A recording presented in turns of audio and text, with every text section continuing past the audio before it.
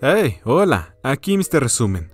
Hoy voy a explicar una película de aventura y drama del año 2015 llamada En el corazón del mar. Spoilers por delante, atención, ten cuidado. La película comienza en 1850 y se muestra cómo el escritor Herman Melville visita al aldeano Thomas Nickerson, el último sobreviviente del hundimiento del ballenero Essex, ofreciéndole dinero a cambio de su historia. Nickerson inicialmente se niega, pero finalmente acepta regañadientes cuando su esposa interviene. La historia luego se retrocede a la década de 1820. Una compañía ballenera de Nantucket ha recondicionado el Essex para participar en el lucrativo comercio de aceite de la ballena, y Nickerson, de 14 años, se une a la tripulación como chico de cabaña. Luego se muestra cómo los propietarios contratan al veterano ballenero Owen Chase como primer oficial, pero Owen se decepciona por no recibir una comisión de capitán. En lugar de Owen, los propietarios nombran capitán a George Pollard Jr., un marinero inexperto de una familia ballenera establecida que envidia la habilidad y popularidad de Chase. Chase se prepara para ir al barco y se despide de su familia.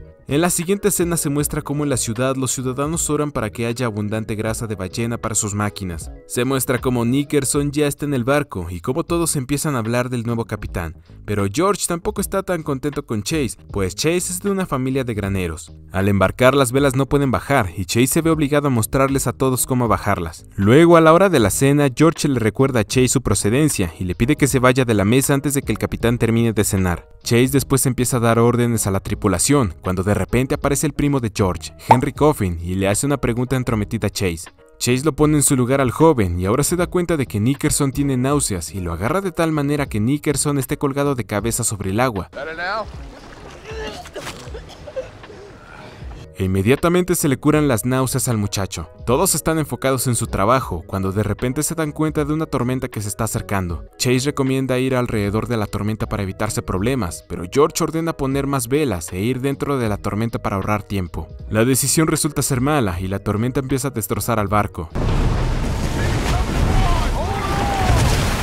Y solo gracias a Chase el Essex logra salvarse. Más tarde el capitán lo llama a Chase y lo acusa de todo lo sucedido, y le ordena a Chase que le diga a la tripulación que hay que regresar para reparar el barco, y que al llegar de vuelta a tierra Chase tiene que renunciar. Los dos luego acuerdan dejar de lado sus diferencias, en lugar de arriesgar su reputación al regresar a puerto sin ganancias, y pronto la tripulación mata a su primer cachalote toro. En la noche los marineros empiezan a sacar la grasa de la ballena, pero en un momento tienen que usar a Nickerson para que entre a la ballena y saque la grasa restante, ya que los marineros no hicieron un hueco suficientemente grande para ir ellos mismos, y Nickerson era el más pequeño de todos. Pasan 3 meses sin más éxitos, y George se da cuenta de que el océano Atlántico no tiene avistamiento de ballenas. El Essex navega más allá del Cabo de Hornos hasta el Pacífico, con la esperanza de tener mejor suerte para atrapar uno. Sin embargo, la relación entre Chase y George no mejora. En Atacames, Ecuador, el barco se detiene y los oficiales se encuentran con un capitán español, que les dice que su tripulación encontró un tal Offshore Grounds, a 2000 millas al oeste, pero afirma que una vengativa ballena blanca destruyó su barco, matando a 6 de sus hombres. Descartando la historia como un mito, George y Chase lideran la expedición hacia el oeste. Después de 14 meses se encuentran a las ballenas y ven que las aguas están tranquilas.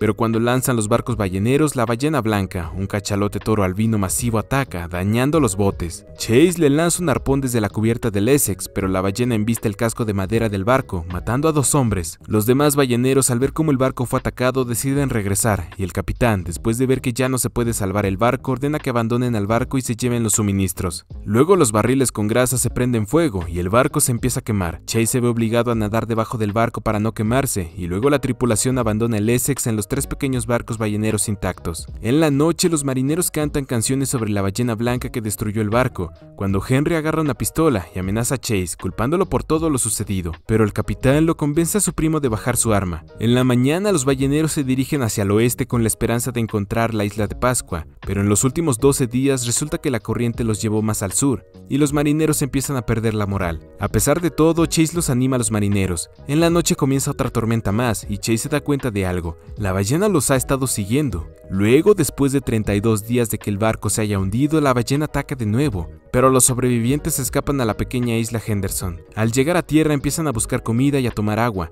Los marineros deciden que uno de ellos siempre tiene que estar despierto para poder ver si aparece un barco que los pueda rescatar, pero Pero después, mientras recolectan comida, Chase descubre los cadáveres de náufragos anteriores y concluye que la tripulación pronto morirá en la isla antes de que pase otro barco. Otros hombres deciden quedarse, mientras que el resto zarpa de nuevo en los barcos con la esperanza de encontrar tierra. Después de 48 días, uno de los barcos desaparece y poco después uno de los hombres del barco de Chase muere y la tripulación restante decide regañadientes canibalizarlo. En el día 71, en el barco de George, los restantes deciden jalar cuerdas para ver quién se convertirá en comida y George jala la cuerda más pequeña y le pide a su primo Henry que le dispare. Pero Henry en el último momento decide quitarse la vida. La ballena blanca regresa repentinamente y Chase se pone en posición para un ataque final. La ballena se queda quieta por un momento, lo que permite a Chase observar una parte de su arpón previamente lanzado todavía incrustado sobre el ojo de la ballena. Chase duda y mira fijamente el ojo izquierdo de la ballena, mientras la ballena mira a Chase. En un momento de pensamiento, Chase baja su arpón y decide no matar a la criatura. Después de este momento, la ballena se aleja nadando pacíficamente y nunca más se le vuelve a ver. En el día 87, un barco que pasaba cerca del perímetro marítimo rescata el bote de George, pero el bote de Chase continúa a la deriva sin comida ni agua.